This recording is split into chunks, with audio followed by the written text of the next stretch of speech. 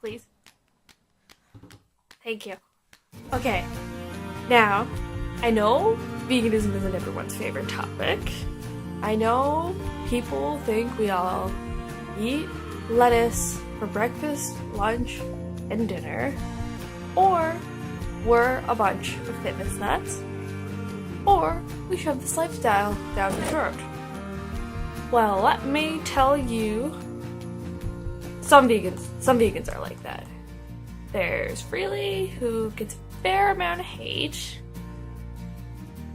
or the vegan couple, who both loved eating animals when they first started dating, then changed to vegan lifestyle together.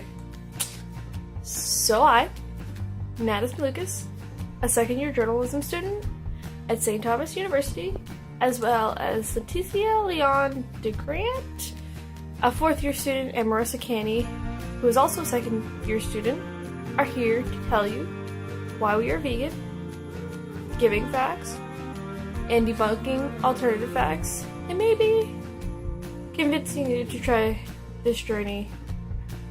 to make this journey to a vegan lifestyle by telling you our own story.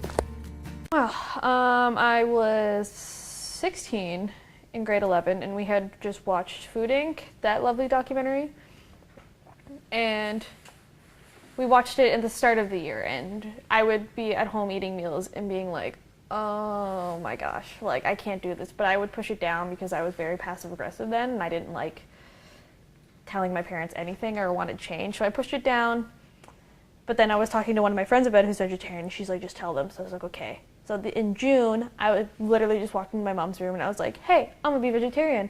And she's like, you need to buy your own groceries. And I was like, okay, sure.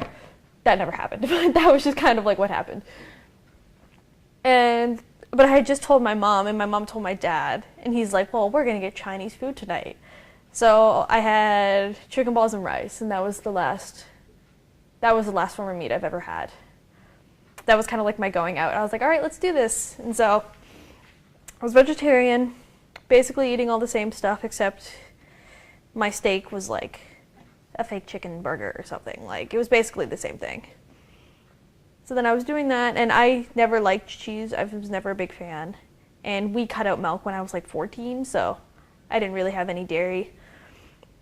And then for some reason on YouTube, like, I was following Kalel Kitten, who was like, while she was going through her in-between phase, and she was like vegetarian, vegan, and she put out this video of why I'm vegan and how you can be too.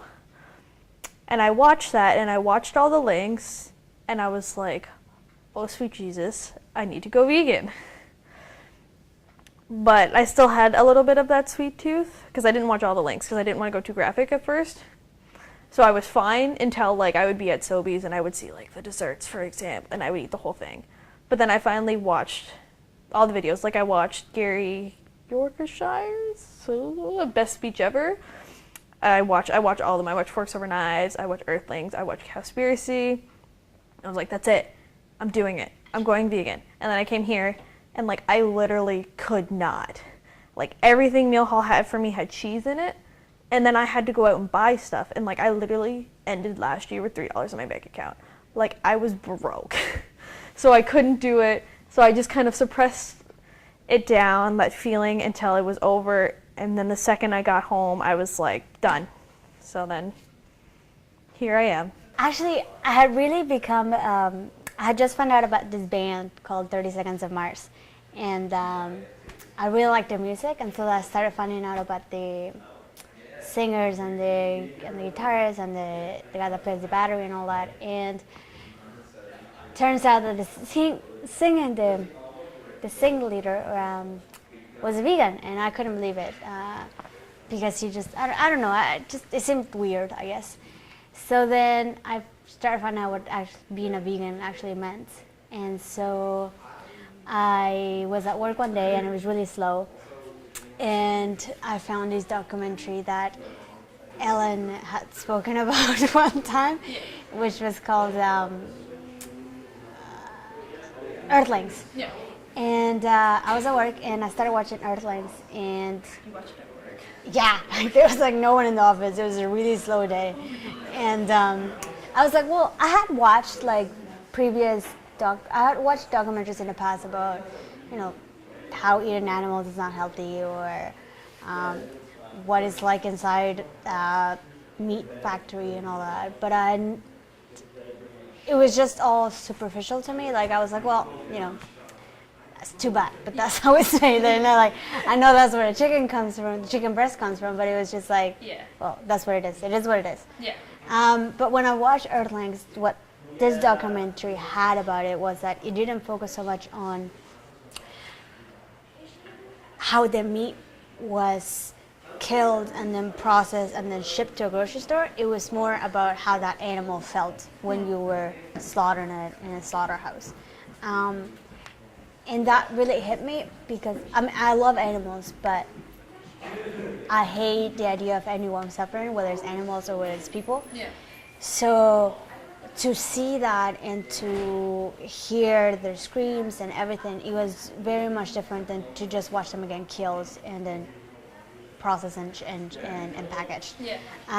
So that's really what stuck to me. So I was at work and I was watching this documentary.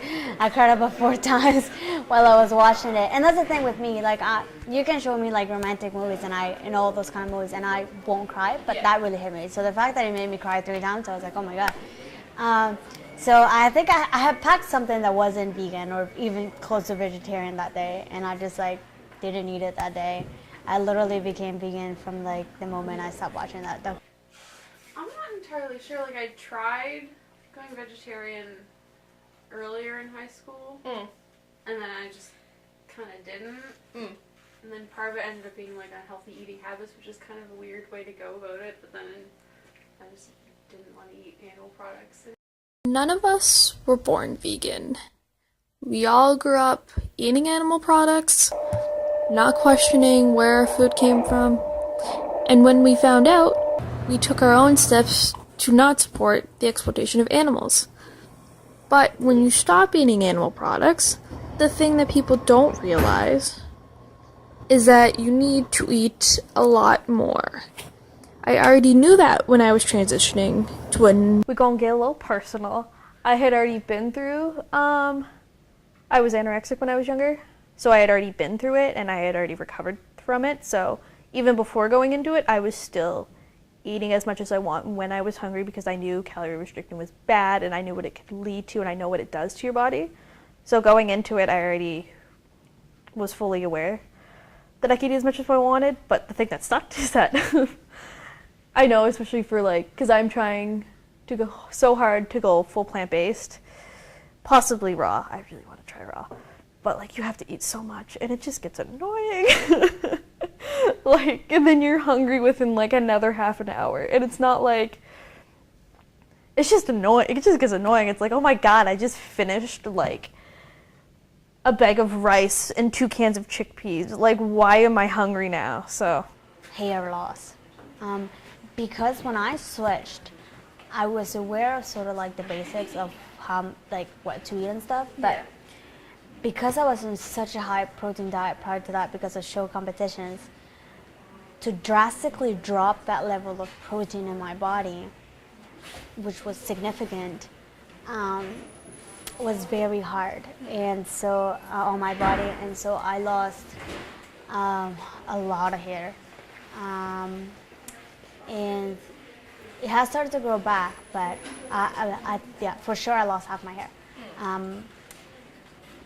And it's funny because when I first started to become vegan, I said to myself, okay, well, if you lose weight drastically or if you lost hair or anything like that, you will stop.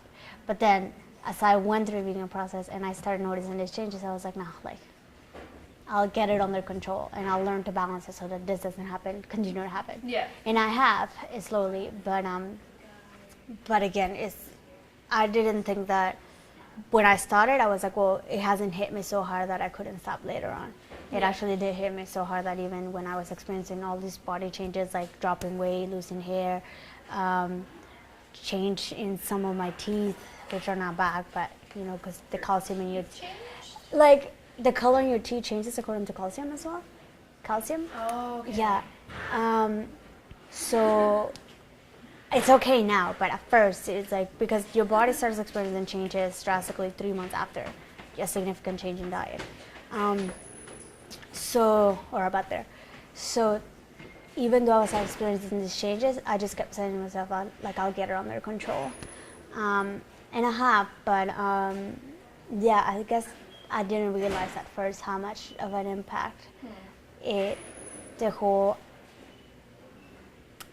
pain that animals go through had really taken on me. Yeah. To the point that I would sacrifice those phases and say I'll get it under control.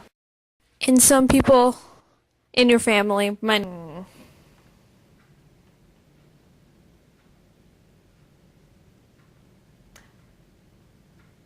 I think it was the first time that my reaction to the meat smelling was so accidental, because I didn't realize that was going to happen. I just walked in and I was like, oh my god, the smell of meat is disgusting. Like, this is so weird, because I loved meat. I was always the type of person that loved meat. And my taste buds had never really changed till that point, so it kind of just threw me off. So after my dad freaked out at me, I went downstairs and I was like, this is just a weird time. And I was talking to my brother, and then he lost his mind at me. And I was just like, what?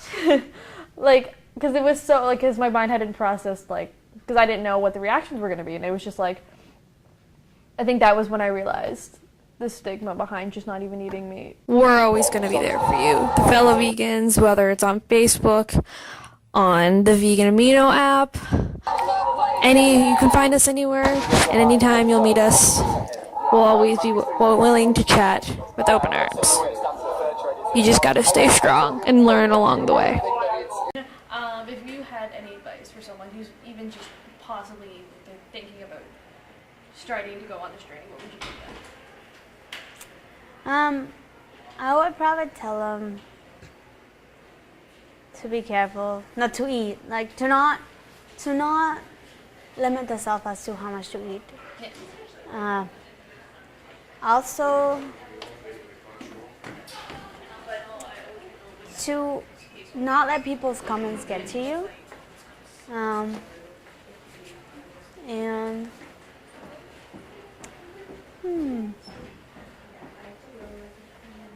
to not freak out so much when changes start to happen, if they happen.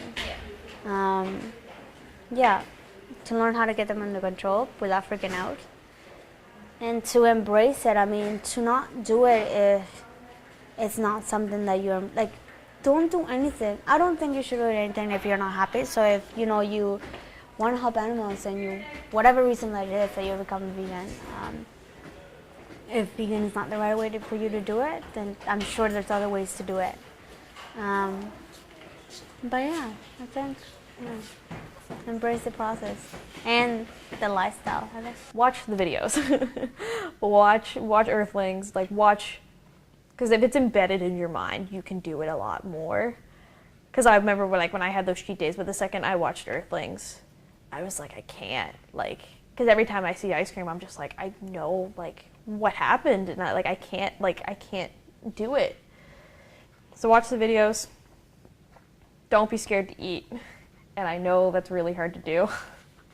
Especially in the society when you're told you can only eat this amount of calories, and calories are bad, and carbs are bad, and it's like, no. It's not, and it's such a hard thing to do. So watch videos, don't be afraid to eat. Carbs are not your enemy. Ari is a little dairy cat. Ari actually just came in